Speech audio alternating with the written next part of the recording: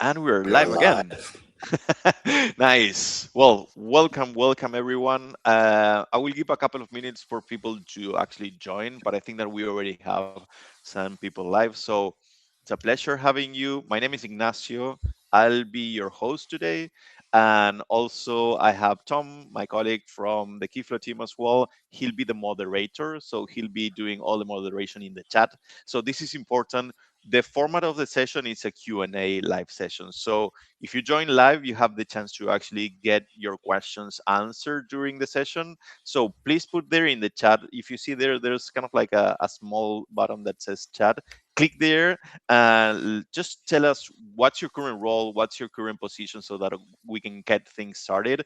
But we've got a lot to cover today, so we give a few minutes to people for to join, and then I'll introduce the topic. I'll introduce our amazing guest today, and then we'll get it started. I mean, we've got a lot to cover, and yeah, I'll explain also at the end. Please stick until the end because we have a special giveaway for everyone that joins live as well. So again, we've got new people joining, so please put there in the chat what's your current role, what's your current position, and we'll give a few minutes before starting the session so that everyone can be live. So don't be shy, put there in the chat. It's important that you interact with us today because that's the format of the session today. You get the chance to actually ask your questions, and then our lovely guests will answer those. And then we have a few things and for the end, so we'll explain those in a couple of minutes. Okay, so we've got already kind of like seven, six people that Eight are joining people. live. Eight people, nice, Yeah. eight. So if you're just joining, my name is Ignacio. I'll be your host, and Tom will be moderating in the chat. So please put there in the chat what's your current role, what's your current position, so that we can get things started there. And again, the idea is for you to get your questions answered and interact. We are going to do this a super engaging session. So please put there in the chat, and maybe in 1 minute we'll kick things off. So we already have someone, Charlie, Miami, Florida, Channel Catalyst. Beautiful, Charlie. It's a pleasure to Nice to meet have you, you. Charlie. And Ryan, VP of Client Partnerships, also in Miami. Miami. Nice, nice. Welcome, Miami. Miami representing. Um, yes. And Ryan, again, Sigmund Advisors. Beautiful, Ryan. Pleasure to meet you as well. Fun fact: Tom today is in Italy, so he's enjoying some Italian food. Isabel, listening from Barcelona. Nice, Barcelona. Partner Barcelona. operations and enablement. Well, we've got people from all over the world. I'm in Patagonia, and our lovely guest is in the US. So maybe we can kick things off now because we already have more than 10 people there live. So thanks for joining again live. And also, I'll explain in a minute, but stick till the end because we have a special giveaway. Our lovely guest is super kind to give this away, and also something special for everyone that will complete the form. Okay, Muriel, Here's Partner Sophie. Development Director, and Sophie, Channel Partner Manager from the UK. Muriel from Iceland. Wow, Sounds that's amazing, beautiful. beautiful. Cool. Well, let's kick things off. So today it's all about building the operating system for partner-led growth. So what does this mean? Is going from just a regular partner program to a growth engine. This is what our guest has done, and we've got today Christina Ferrari. It's a pleasure to having you. Christina has done a lot in her career. She's currently doing that and building from scratch all the partner program at Udemy, and she also scaled and she was part of Amazon doing the partner program there for Amazon ads, and she scaled it to I don't know 300 million in Grew incremental quickly. revenue impact. That's amazing. But you'll cover pretty much everything from that, which is outrageous kind of like growth, and then something that it's starting from scratch. So Christina, it's a pleasure having you, and welcome to the session today. Thank you. Well, thank you so much to the Kiflo team for this opportunity. Ignacio, Tom, you've been a pleasure to work with and to learn from.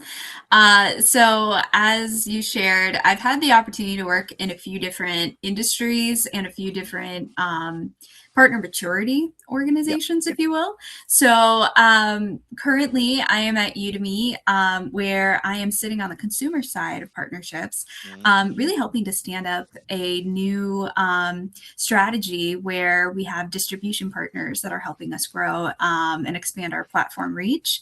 And then prior to that, I had the pleasure of working in Amazon ads at a really interesting and important time for the business where we were expanding up the funnel. And so there were some critical product launches that our partners have been and still are instrumental in driving adoption for. mhm. And I had the opportunity to stand up some co-selling programs. So I think, when I think about my career, the through line is always, how do we take a goal that the business has and leverage partners as a Yeah. path to that goal? And then what needs to be true from an operations and a strategy side to really launch and scale. That's amazing. And we are super excited. And I think that our audience certainly is as well, because we learn from you a lot of the things that you've done in your career, but also you're a partnership strategy consultant as well. So this is also part of what you are kind of like going to as well. And this is important for everyone that it's live today, because if you stick until the end, Christina is super generous that she's gonna raffle basically a free consultation with everyone that completes the form. So we'll share the form at the end of the session. And also, probably, Christina, you have something extra, right? Like for everyone that completes the form, you'll give a special discount as well. So we'll cover that at the end, right? That's right. Yeah. Amazing, amazing, cool. So let's kick. We have a lot to cover today. So again, if you just join, the format is that it's a live Q&A session. So Christina will answer your questions during the session, not until the end. So here, there in the chat, you can put your questions, and then before jumping into different subtopics, you can get your questions answered. Okay. So please put there in the chat anything that you want. So maybe we can start with the first poll, because this is important to just set up the mood and see how you're doing. So let's just bring up the first poll, Tom. So, where is your partner program today? You're getting started and still defining the model. You have partners, but process is still manual. You have an established program and trying to scale it, or you have a mature program, want to better perform that program. So please put there in the just vote. It's anonymous. I mean, we won't share Yeah, this with your boss, so don't be shy. be shy. This is for actually Christina to know exactly what's kind of like the audience doing today in terms of their partner program. So it seems like established programs and trying to scale it. Okay, this makes a lot of sense. You have partners, but process is still manual. Makes also sense. I don't know, Christina, if this makes or if it was expected from your side, but we see this a lot. I mean, we see that most of the programs are established, but they are trying to scale it. And in some cases, they are still managing manually everything. So it seems like this is the case as well. Maybe 10% also mature programs, and oh, There's and someone now who's getting started too. some getting started, which is good because you are going to talk about that as Mm-hmm. well Mm-hmm. today, which is good. The good thing is that you'll cover pretty much everything today, Mm-hmm. which is great. And I think that, well, 60% almost are have I want to scale it. Okay, so let's just deep dive into the first subtopic, which is actually designing the partner operating system before you actually scale. So all yours. Yeah, so I'll give you how I like to think about, the operations or what needs to be true in order to stand up a successful partner motion. And I think this is often what I call the work to do the work. It is, the fundamentals, right? Of like, for example, what does success look like? What and so where I like to start is really grounding in the business strategy of what are we trying to do? Are we launching a new product and we need help to gain momentum around it? And so that's going to color how we find new partners and onboard them. Or are we, looking to open, a new customer segment and where we need to leverage existing partners to help us in that co-selling process. So I think if we can start with where are we going as a business holistically, then I think we then ask the question of are partners the right method to get there? I think, partners, this is a really interesting time for a lot of companies where they feel compelled to want to launch a partner program or expand their partner program, or it's a directive top down. But there's very little, in my experience, there's very little, I think, structures in place to help make that smooth and successful in scaling. So once we know the North Star of what the business is doing, and then we've done some due diligence internally to see, like, our partner to the right channel through which to, expand or go after that area of growth. Then I think it's important to figure out the mechanisms and the tools that are in place in order to then set up your partner and you for success. So, for example, I'll talk a little bit about something I did at Amazon with a team. I had the fortune of a huge, robust partner organization. But like I said, we were at a moment in time where we were trying to get our brands to be really thinking full funnel and expanding their ad strategy to also activate upper funnel or video solutions when we were launching Prime Video. And so what we had to do is we knew that the business holistically was driving and unlocking that upper funnel spend. For me, sitting in the partner organization, the question became, okay, how do we get the partners to be able to pitch our new offerings effectively? Which partners should we be leading in and working more closely with?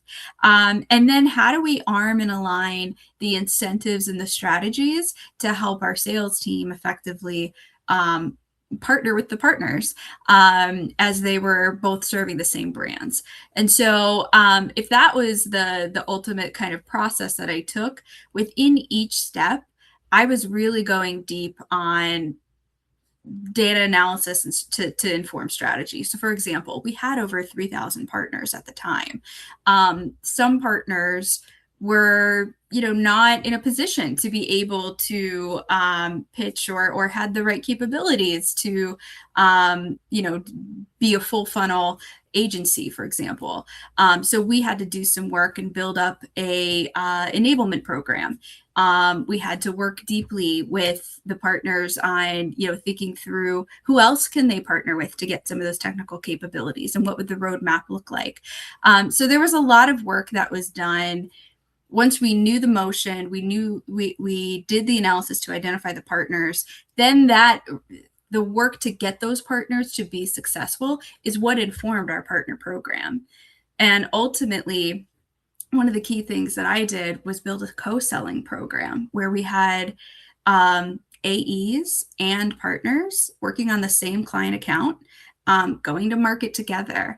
And how do we ensure that our AEs were incentivized to, because it takes a little longer when you've got a third party in the room pitching your client. So how do we ensure that they're effectively able to do that co-pitch? I think that became the structure that was where we really focused and built our program around. But it was very operational, and it took us time. So my recommendation would be to get really clear on what the business is driving, assess if partners are the right channel to pursue. If so, which partners do we want to pilot? Who's prepared to move quickly? How do we arm them with the materials and the sort of collateral in order to then be effective? And then do we have a couple accounts that we're, in the case of a co-selling program, that we are able to run quickly with and start to get some learnings that'll then inform the rest of our partner program? Nice. Well said, Christina. You Perfect. shared a lot of things, but Yeah, I I think did. I think that it's important to understand that there are two different kind of like scenarios, right? Because what you share about Amazon is completely different from what you're doing currently today at Udemy, right? Correct. Yeah. Perfect. So I We think that have the we've got first Charlie, question for right? you, Yes. Christina. Thanks, Charlie, Yes. for Thank you, breaking the ice. Charlie, for, yeah, exactly. So Charlie wants to know, what are the signs that a company has partners but does not yet have a true partner-led growth motion? Good question. Yeah. I think that's a great question. I think my immediate thought is, are you even able to track partner influenced or partner sourced revenue? do you have that in your data tracking? Because if, until you can capture that, and you're having, for example, in the case of AEs, like I said, they were tracking every conversation that they had with the partner in the room around a brand and what came out of those conversations, the touch points. So there was the infrastructure around us in order to then capture partner data that then enabled us to say, okay, we are driving more revenue when we have the partner pitching alongside us than when we're in isolation. But if you don't have those metrics, then it's very difficult, I think, to even assess if your partner motion is effective or, frankly, a distraction from some of the other things you might be doing. Yeah, well said. And thanks again, Charlie. If you have any kind of like follow-up questions to that to Christina, please do. But I think that it was really clear. I think that Sophie also has a question, Tom. Great. Yeah, Sophie's also a question. She's asking, what influences you the most when choosing a PRM platform? Oh, That's a really yeah. nice question. Nice question, Gosh, Sophie. yeah. I think Just get for Kiflo. I'm sorry. yeah. I think for me, it's interesting. When I was at Amazon, we had a lot of homegrown systems. So, and that's, at a lot of big tech companies, if you have the rich product team, they're often spinning up internal tooling. So we didn't have an external PRM. And we're just getting our partner motion really established here at Udemy. So we're currently in that process of thinking about what are the mechanisms that we need to be successful. So I think generally how I would think about a PRM is what's going to meet your needs today, from through the lens of being able to obviously get things like governance and security for your customer data or any data that you need to be sharing with your partner. What takes care of that, right? That's table stakes. But then also too, knowing that very often a partnership evolves and blossoms into other ways. So for example, a co-marketing program might bloom into maybe a tech integration someday. So I like to think about what's going to be able to give me what I need today, and that also can grow with me as my partner program grows. I think in an ideal world, that's maybe one solution. Or it's a solution where it very neatly integrates with things like your CRM or other tools that you use.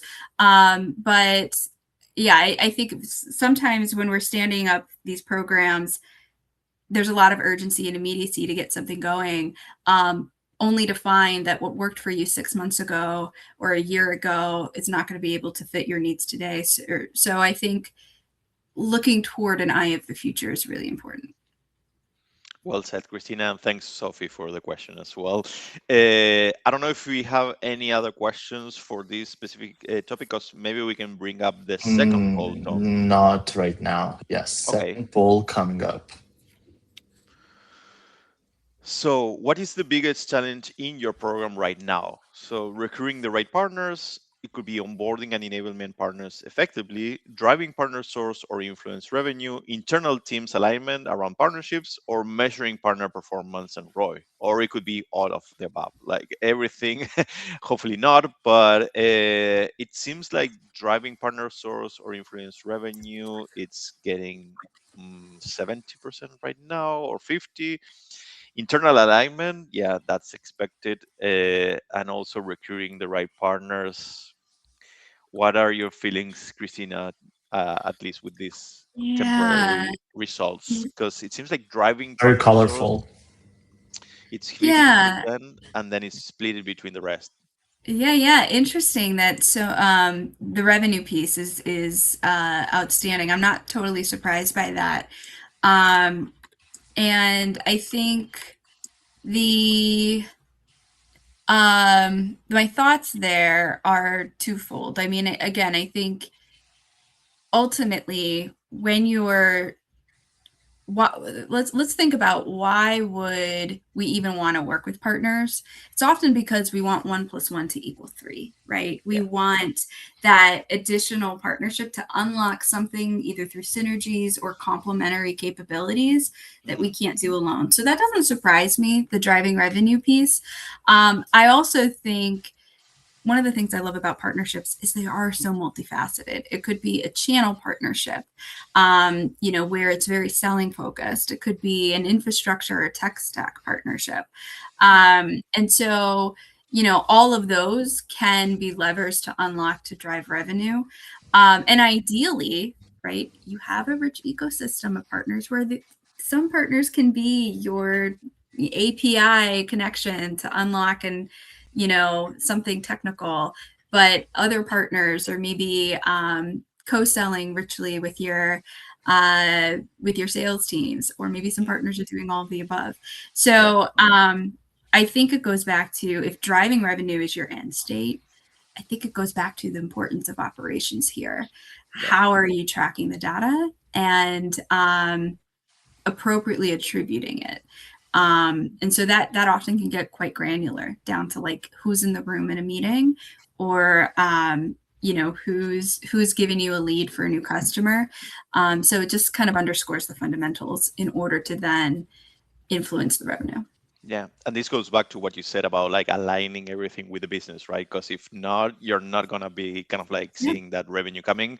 And also what you mentioned about the cost selling, it's super important to align what the sales team will actually be having as rewards as well, and not overstepping, right? Because if not, it's not going to work. I want to talk a little bit about that. Yeah, when so I sat, Amazon's a behemoth of an organization, right? Yeah. So I sat within the partner organization, really thinking about, and frankly, seeing partners as a customer. And so, I think one of my projects while I was there was to try to uncover how our sales teams can be more effective with partners. And what I learned from sales leadership there at the time was, there was very little visibility that the sales leadership had into which partners were even touching their accounts. So talking about data, like if your sales team doesn't even know what third parties are your customers using that you also work with, that is creating a huge barrier. And so once we were able to provide that visibility, and we saw that there's a handful of partners really driving the bulk of revenue for these customers, then it allowed us to frankly give some sales education on what those partners are able to do and how they go to market, and what they're goaled on and what they're driving. And then what we found is that there's a huge Venn diagram here of aligned incentives. And that's what we built our co-selling program around, which is why it was able to scale globally and why it was able to really grow so quickly, because it was built foundationally off of mutual wins. So I think, my advice would be, ground yourself in what drives revenue for your business. Where does that intersect for your partner? And that's maybe where to start your program. Well said. That's on spot. I think that we got a lot of other questions coming, Sure. but we do need to move to the next subtopic, and maybe we can address them after you address, Yeah. because if not, we are gonna run out of time. Okay. Okay. So let's move to the second one, and I promise that we'll cover the questions in a minute. So this is bridging the gap between the business development and partner success, right? This is what you were explaining about, like the momentum and how to actually, well, get it all together, right? The engine. Yeah. So, I think I just shared an example of a really robust and meaty sales organization working with a really robust partner organization and ecosystem. And currently I'm in a, smaller company, but a company that's growing and that is really innovating. And I have the opportunity of working on a small team where I am really the sole post launch person, thinking about, how we grow through partners. And many of my team members are, how do we grow our pipeline and bring them into our ecosystem? And they're on the business development side. So I have an opportunity now to work really hand in hand with that team. And so I think my advice in terms of bridging the gap is, frankly, for my partner success folks or anybody who's sitting on the post launch side of things, try to get yourself further into the journey of the partner business development or the sales cycle. Because, even if you can, for example, understand what the sort of deal flow process looks like, then you can align with that side of the house on when is it appropriate to start to think about enablement and onboarding for the partner. Is it the term sheet phase? Is it at the pipeline generation phase? Not that you need to play everywhere, but I would encourage you to think about where you're going to have some ability to help influence and be informed on how deal negotiations are going, because that often reveals insight into what needs to be true and set up for success once the partner is signed. So that's my advice for folks on that side of the house. And I think if you're bringing in the deals, it is not enough to stand up a partnership and then good luck. It is important to have a feedback loop, because that's only going to make the next negotiation that much easier and, going to lead to sustainable deals. Yeah, that's super important. Do not just close and then just let it die. Like, do not do that. Do not do that. I think that, well, Tom, maybe we can address because we have a lot of questions that came through. So let's go. Yes, we have a lot of questions. Muriel has the first one. Are there any AI tools that you're already using to improve your partner program operations? Yeah, great question. I know I was thinking about this earlier today. That is an area that I am growing in every day. I think, so many of our tools here at Udemy also have AI capabilities embedded with them. I think it speaks to who we are as a company, really trying to be an AI first platform for upskilling. So of course, every team member is encouraged to really explore and use tools. I'll give you one tool that I've used a number of times. It's really a bit of a catch-all, including building agents. It's called Toucan. And it's great because it's got an interface similar to like a ChatGPT or a Claude where you can ask it questions. You can also stand up agents. And so, for example, I built an agent with one of our for tracking the lead marketing that one of our key strategic partners was doing, and it would kind of keep an eye out for when we were mentioned, and then it would allow me to then be able to isolate by channel or by entry point that traffic on my side to see the effects of when we get a partner lead, how is that performing and where did it come from versus internal. And so it AI tools can help complement what your day-to-day data analytics or operations can't capture, especially if you build a targeted agent. So that would be one tip I'd give you. Perfect. Nice. That's really good. And thanks again, Muriel, for the question, because I think that we might do a special session specifically talking about AI as well, because there are a lot of things that are going on today, but a lot of opportunities as well. For partner, correct me if I'm wrong, Christina, but this opens a lot of things that we could do in partnerships, leveraging those tools, but also creating opportunities for partnership people in the space. So I think that it's going to just grow.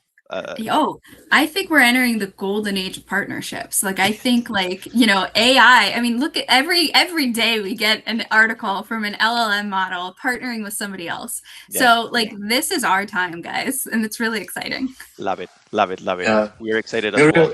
Muriel wants to know the name of the AI tool you mentioned. I can drop the link. It's Toucan. Right? Yeah. Cool. I'll put that in here for us.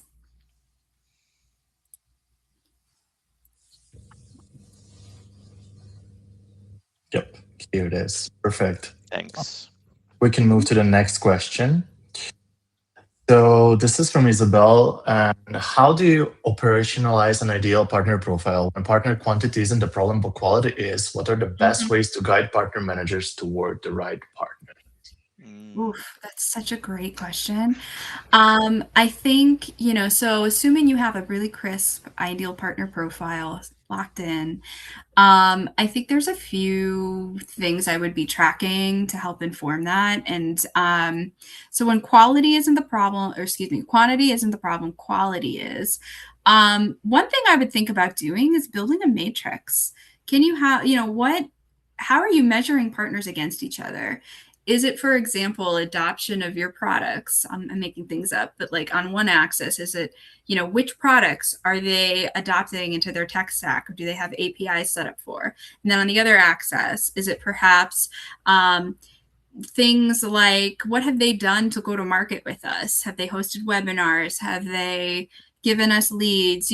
Whatever that access is, and then literally plot your partners along that axis. And I think if you're in a position where you have partner choice across your ecosystem for things like betas or other opportunities, I think creating a way for partners to see that there's new opportunities and aspects of a partnership that can get unlocked that maybe their competitors are getting that they're not getting, or that you want to reward partners for. I think that's a good way to start to encourage partner behavior. Again, assuming you have the leverage and ability to sort of look across your ecosystem and give some attention to some over others.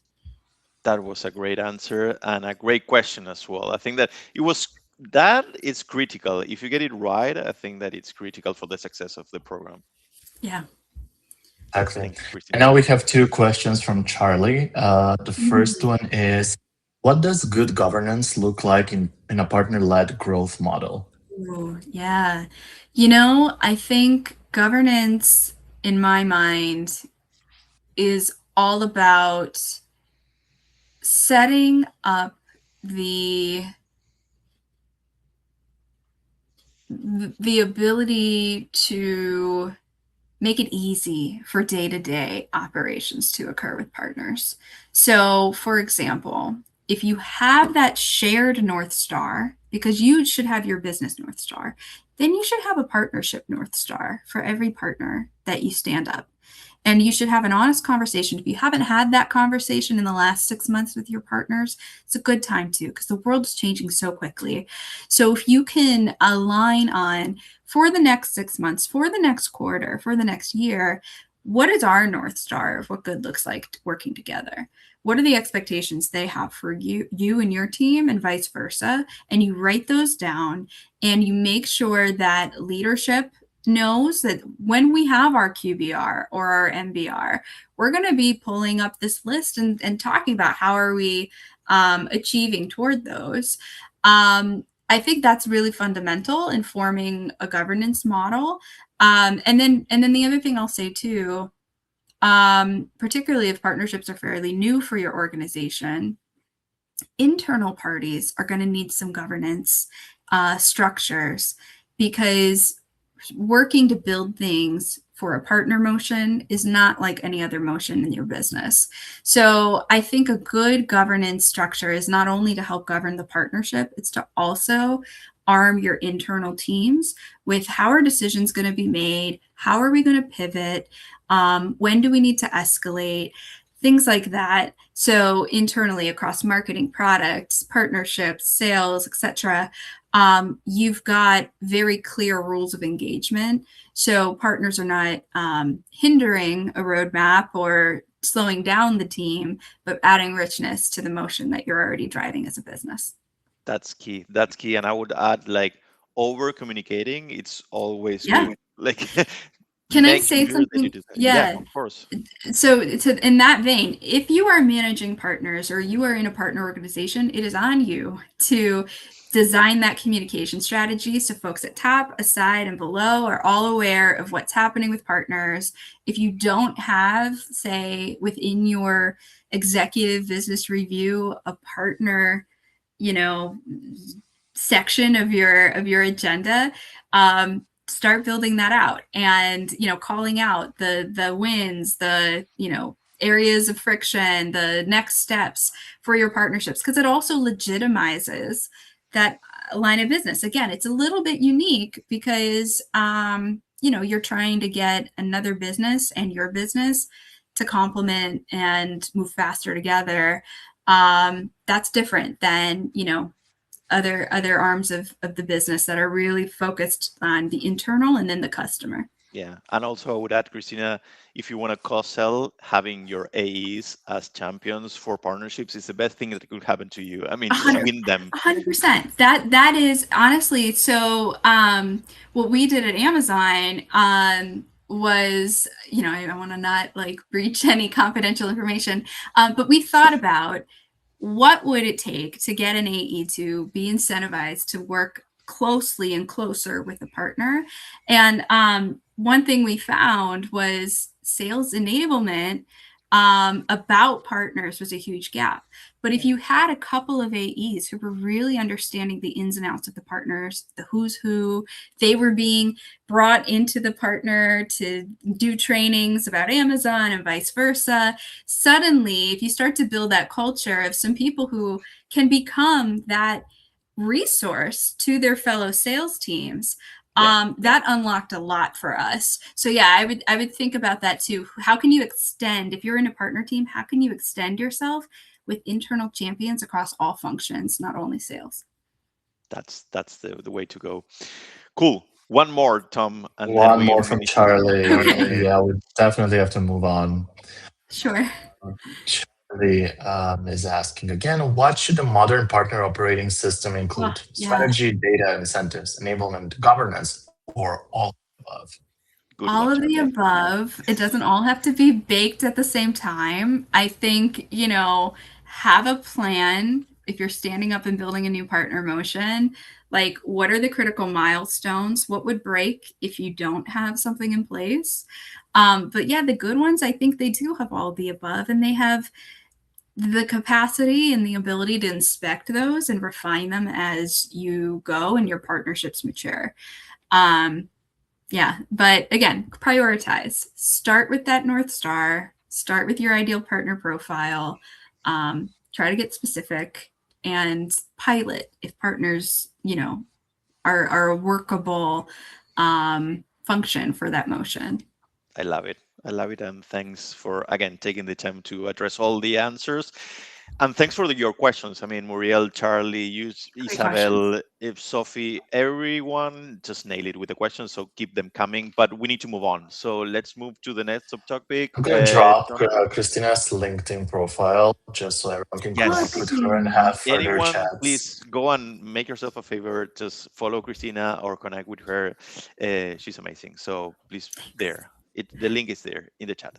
So this is like turning partner management into partner growth, which is actually kind of like how to go from reactive to proactive, right, Christina? Yeah, 100%. I think, it's certainly not easy. I kind of said earlier, like the golden age of partnerships.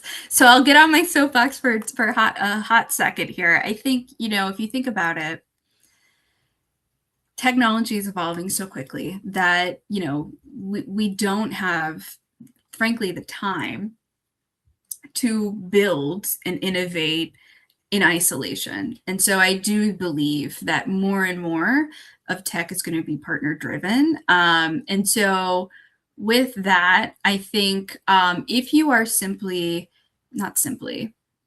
if your priority today is managing partner relationships, really sort of making sure that partners are leaned in, that's amazing. And that's a strong foundation to now think about what can we unlock together with that partner or grow. And so I think it's going to look so different for everybody, but generally I think about, there's really like 2 or 3 things that I would think about when you're trying to go from partner management to partner growth. The first is, when you are growing, how do you ensure that the partner has enough incentive to want to unlock what you're asking them to do? So how can you, and it doesn't have to necessarily be a rev share, that's one option, but is it also maybe visibility into what they're building that your customer can get exposure to? Or is it perhaps thought leadership? How can they be invited into opportunities that elevate them and their brand, especially if you have maybe a niche or brand awareness that your company has in the market? How can you take your partner along for the ride there too? I think if you can ensure that the partner has some way to feel invested in, kind of, and really understands that they are in relationship with you here, then as you start to have growth opportunities that come into the spotlight, and you have that trust and that strong partner relationship that you've built, you can now say, we want to share with you a priority that we're trying to go after. How does that align with your roadmap? Or what have you seen? Because very often the partner is working with maybe your competitor too, right? And of course they can't share details, but there might be learnings or things and ideas that they can share that help inform how you can craft a mutual growth strategy. So I know it's very general what I shared, but I think grounding it in what's important to your partner, and then how can you ensure that that is incorporated, whether directly or as a result of them helping you unlock growth, is really important. Yeah, I completely agree. And it's the first part that you mentioned, that not getting to know what is important for your partners, that's critical. That will Yeah. give you a lot of success for sure if you get that right. Cool, Tom. Do we have any questions from the audience? Not Nope, not really.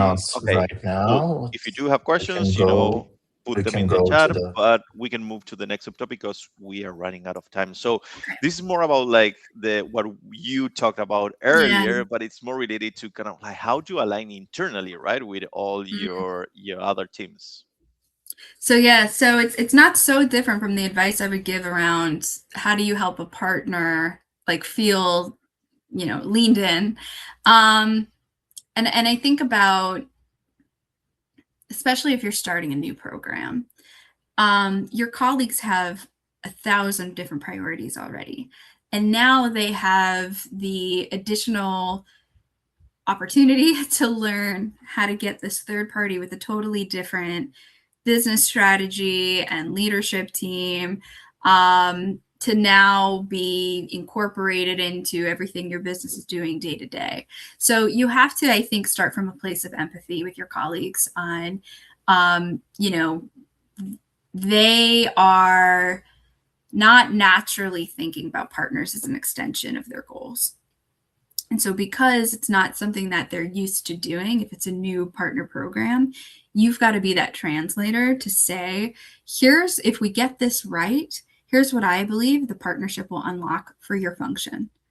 And then something I've been doing internally here at Udemy is aligning on success metrics for each piece of the partner relationship. So with marketing, if we have an MDF, if we can test, how can we use this MDF in this partnership to help us test something that we want to do with a new channel, for example, within our marketing portfolio. Or if you're, again, trying to unlock a new market segment, maybe the partner has some learnings because they've been building a business for the last 4 years in that market already. And so I think, if we can start to help our internal colleagues see partners as a source of experimentation and a source of information, and then we bring them into those rooms with the partner and we help them build a relationship with the partner too, I think they'll naturally start to have a little more ownership over pieces of the partnership.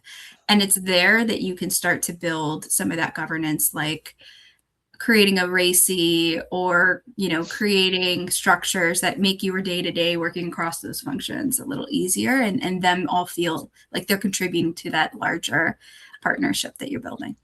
Well said, Beautiful. Christina. And I don't want to forget, but maybe Tom, before we wrap it up, because we have another subtopic, the last one, maybe we can bring the CTA because now is the right time for Mhm. everyone that's stick, like they are until almost the end. It's important to give them something. So Christina is Definitely. super generous to My actually pleasure. anyone that go there, click there where it says free session and complete the form. Everyone that completes the form will have the chance to actually win. Christina will select the lucky winner, but it's going to be, I think it's 45 minutes, right, Christina, of a free That's right. session, a consulting session. You can Yeah. ask her anything from her experience or what you're dealing with, and she'll make sure to help you. And then also everyone that completes that form will also have a discount for Christina's consulting fees, right, Christina? That's Mhm. what you're going to offer. Yeah, yeah, I'm proud to offer a 10% discount on one-on-ones. So if you fill out the form, I'll share all the information on how to get on my calendar. I also will be selecting a winner, and we'll go deep, and I can customize a plan with you, answer any questions in a one-on-one session. So I really am excited to go deeper, and thank you again, both of you, for the opportunity. It was really Of fun course, to thank No, you. no, no. It's a pleasure, and thanks for doing this. share. And please, if you are here in the audience, please take the chance to actually do this because again, Christina charges for this. She's gonna do it for free. She also has some courses. Please follow her on Yeah, LinkedIn. She has some upcoming courses.